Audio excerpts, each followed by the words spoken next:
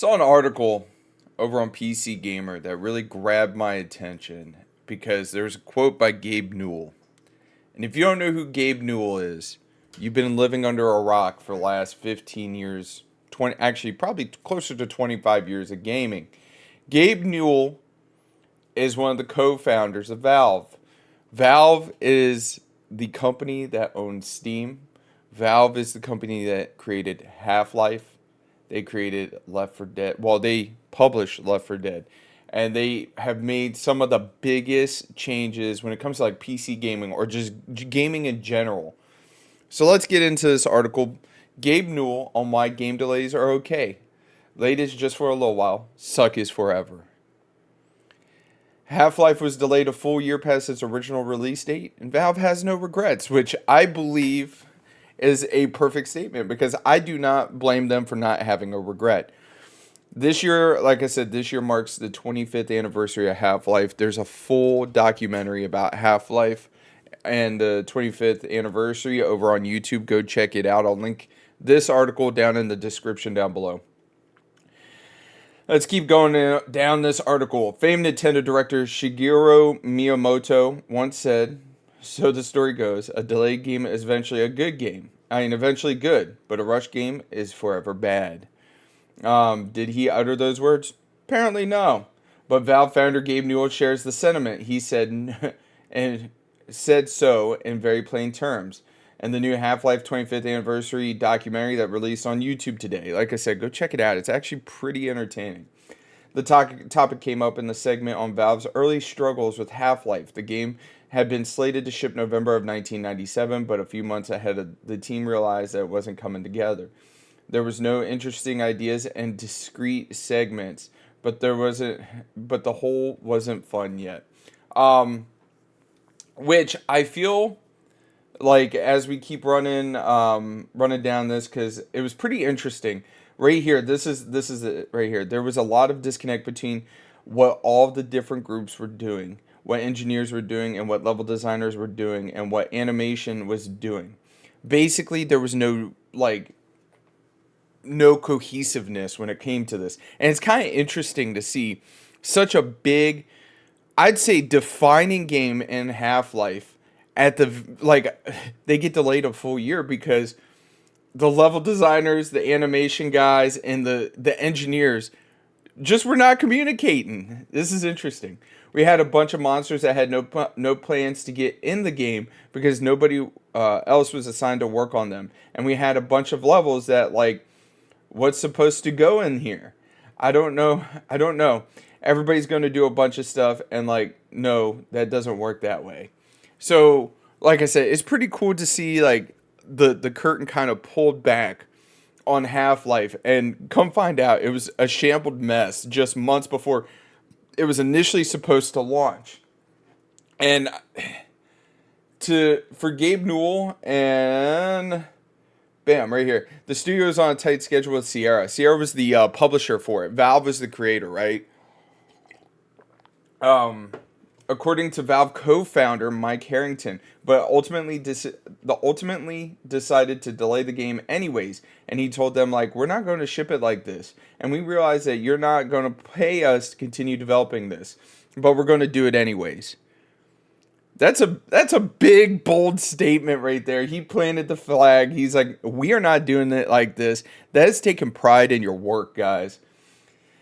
And then Gabe cuts to the chase with his possibly Miyamoto inspired Bon Mot. Late is just for a little while, suck is forever, he says. We could try to force this out the door, but it was not the company we wanted to be. That's not the people we wanted to be. That's not the relationships we want to have with our customers. I really wish, just this right here, this quote right here, Gabe Newell said this, obviously, in the documentary. I really wish a lot of companies nowadays would do that, especially if they're going to be like, hey, man, so we're upping the price of our video games $10.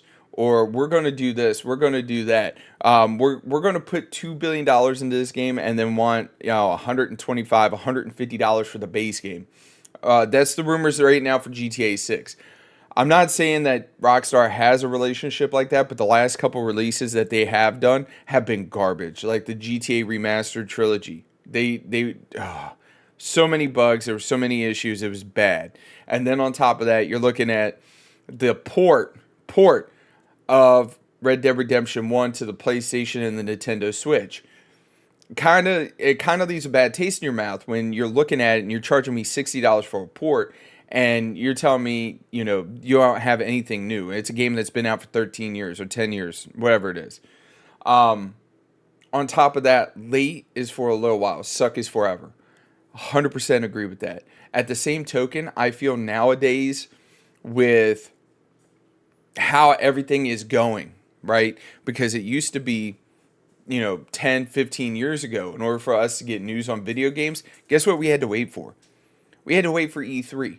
We had to wait for these big trade shows for the companies to come out and basically give you the news of the new console, give you the news of the new games, and give you information whatsoever. So you get an update like once a year.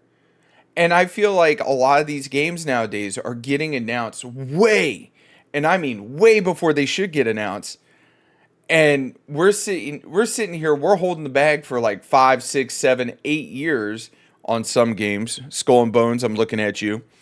And there's zero moving forward. And if a game's in development that long, oh, fucking Dead Island 2. Dead Island 2 was in, you know, development hell for years.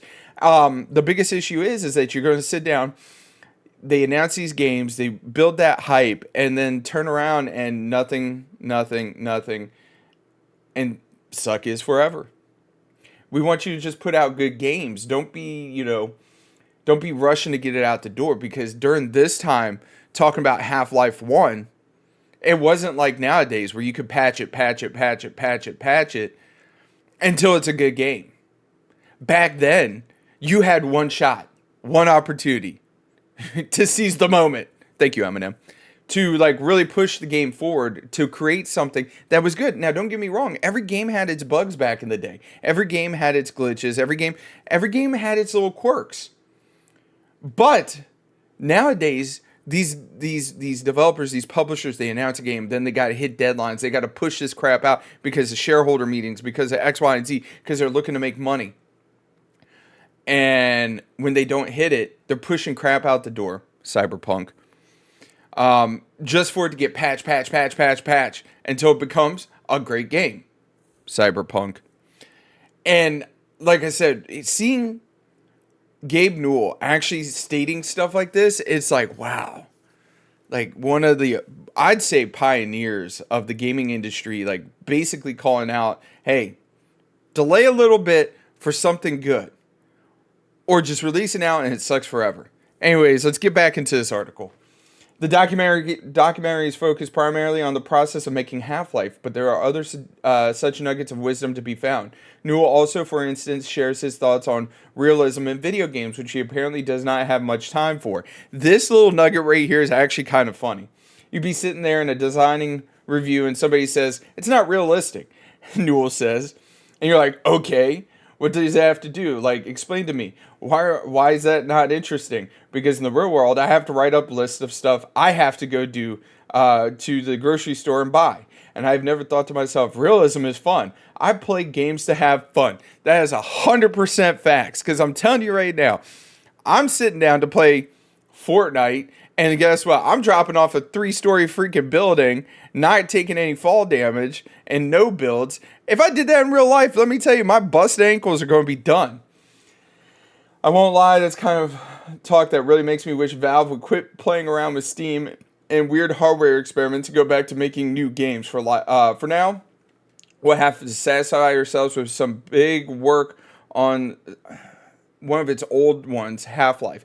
So come find out, you guys, Half-Life did just get a major update. And mind you, this is a 25-year-old game that they just updated. On top of that, it's free to keep on Steam until November 20th. Today is November 18th. Go check that out. Like I said, this article, it was fun. Like, to actually sit down and listen to some of Gabe Newell's thoughts on stuff. And like I said, the Half-Life 25th anniversary documentary, on YouTube was actually a lot of fun. It's a great documentary. Go watch it. I'm not sure exactly how long it is. It's an hour and 5 minutes long. Go check it out. Anyways, you guys, hopefully you enjoyed this video. Don't forget to like, comment, subscribe, and I'll catch you guys later. Bye!